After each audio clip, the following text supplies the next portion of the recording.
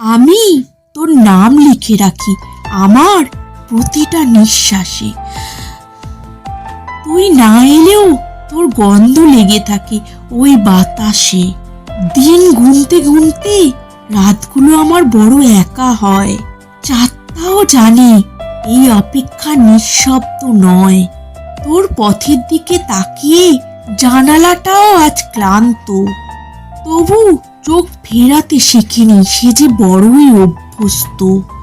আমার প্রতিটা নীরবতা তোর কথাই বলে যায়।